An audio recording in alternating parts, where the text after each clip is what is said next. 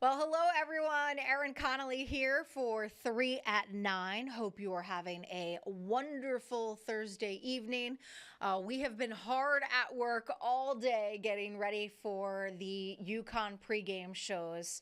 The first one will be Sunday at 12:30 before the women's game tips off at 1 o'clock. So if you hadn't heard this before, it's a new thing we're doing here at Channel 3, and we're super excited about it.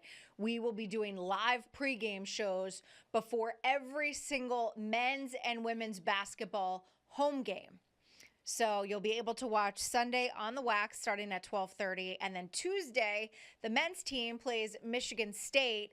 That will be taking place at 7 o'clock with tip-off at 7:30. So we've been doing rehearsals, we've been having meetings, we have so much good content, and we're just so excited to be able to offer this to you. And it's really coverage that you will not see anywhere else, that is for sure. So we're very happy to be your UConn station because we love UConn, we know you love UConn, and so let's do this together, right?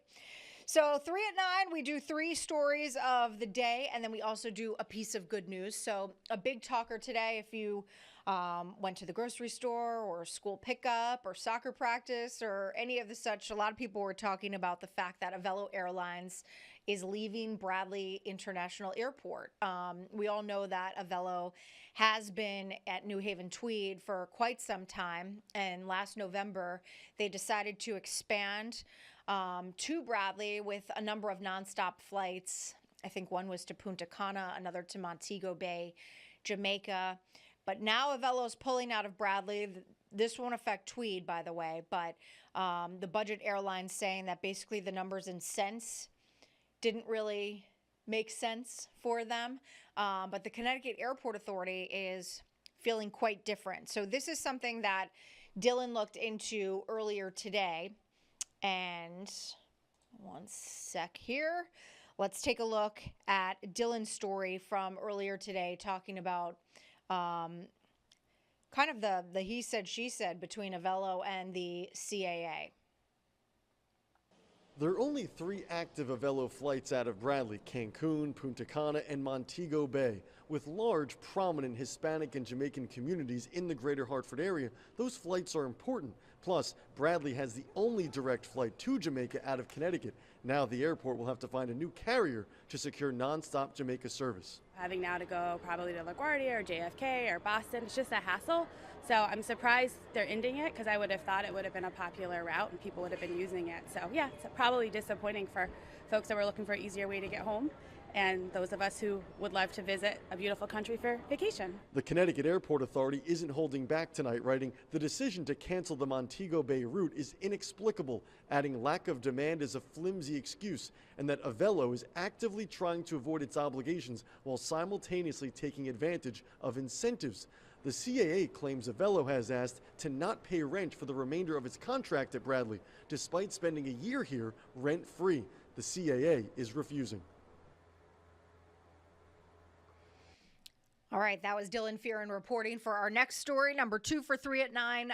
Big fight yesterday at Wilby High School in Waterbury. This is an issue that has plagued the city. There have been a number of incidents in the past few years. In fact, last year, as a result of all of this, the district did add more security cameras. 3 people were arrested, 2 17-year-olds and a 16-year-old. This is something Owen Kingsley worked on today, and he also highlighted the fact of what I just said, that this isn't the first time there's been a big fight in the district. There is some past history, so he dives deeper into that. Take a listen. 2 17-year-old students were charged with inciting a riot and breach of peace. A 16-year-old student was also charged with third-degree assault. Police tell us one of these students involved suffered non-life-threatening injuries to their face and was taken to the hospital. Waterbury schools say the student who was injured was attempting to avoid staff and police when they lost their footing and fell. In the spring, Superintendent Darren Schwartz said assault and weapons in school were both down last year. The district also added far more security cameras last year, which police can view in real time. Kids need to be kids, and they need to learn and grow, and not with violence. School is supposed to be a safe place. All right, that was Owen Kingsley reporting. Next to our reporter Luke Hydash. Today, he covered the fact that the Crystal Mall in Waterford was actually bought by Electric Boat. So we are learning that renovations are going to start soon and that Electric Boat, it's just part of their plan as they look to expand. So let's hear that story. The halls of the Crystal Mall are mostly empty, many of the stores closed. This time next year, Electric Boat plans to have construction started to move many of the administrative roles here, things like engineering labs, training facilities, and software development spaces. That will help free up room for actual shipbuilding in Groton. Local leaders say they'll work with stores that are still open in the mall on where to go from here. There's no timeline yet on when the place could be closed to the public.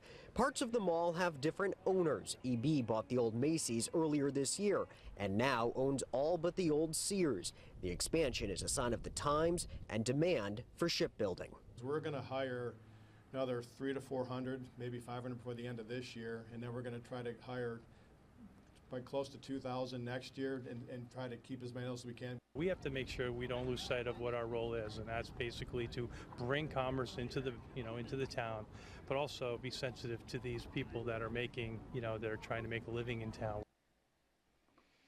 All right, Luke Hydash reporting on that. So some pretty big news on the shoreline, that is for sure. And the last thing that we do here for 3 at 9 is we do some good news. So we do want to bring you some good news today. And this is some great news because a number of people in Hartford will be able to stay warm this winter thanks to so many donations. So take a look right here.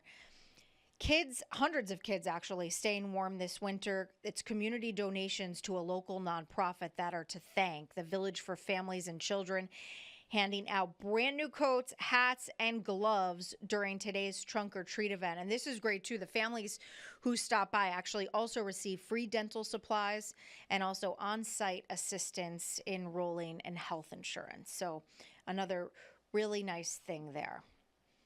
So as always, we appreciate you being with us on this Thursday evening. No 10 o'clock tonight, by the way, on the Wax.